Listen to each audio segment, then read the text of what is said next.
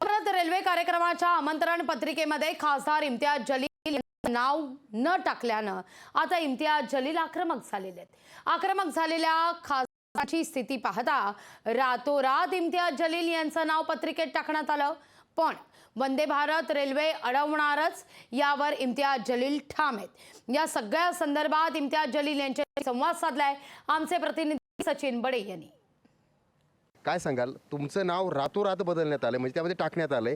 काही दिवसांपूर्वी शहराच्या नावाचा मुद्दा होता, आता तुमच्या नावाचा मुद्दा हा गाजतोय। नाही, फक्त माझं नाव त्याच्यामध्ये टाकण्यात आलेलं आहे असं नाही आहे।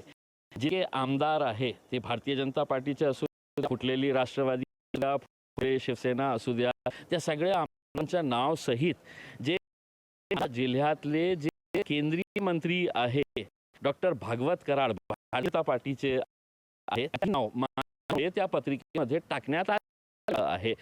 तर आज डॉक्टर भागवत कराड घरामध्ये झोपले असते, कमीत कमी ते माझ्या रेल्वे स्टेशनला ना मान सन्मानाने बोलवण्यात आलेला आहे।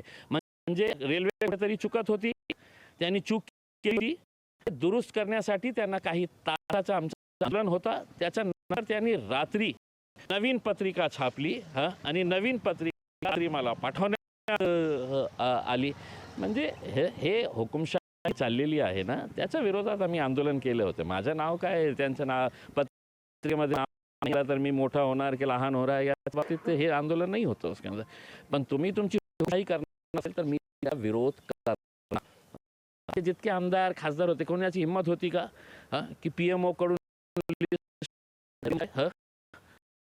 दिले, म्हणजे कोणी निर्णय घेतला? वंदे भारत अडवली जाणार का? बघा थोडे वेळ सांगा ना, कारण तुम्ही इशारा दिलाय।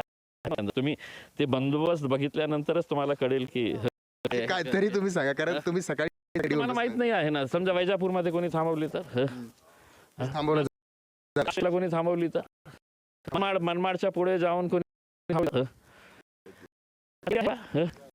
आपल्यासोबत खासदार इम्तियाज जलील होते। यांनी गाडी अडवण्याची जी भाषा होती केली, तर गाडी अडवली जाऊ शकते अजूनही त्यांनी या इशारावर काही ठिकाणी पाहायला मिळत आहे। सचिन, लोकशाही मराठी, छत्रपती संभाजीनगर। लोकशाही मराठी, ऐका, पहा, जागरूक रहा।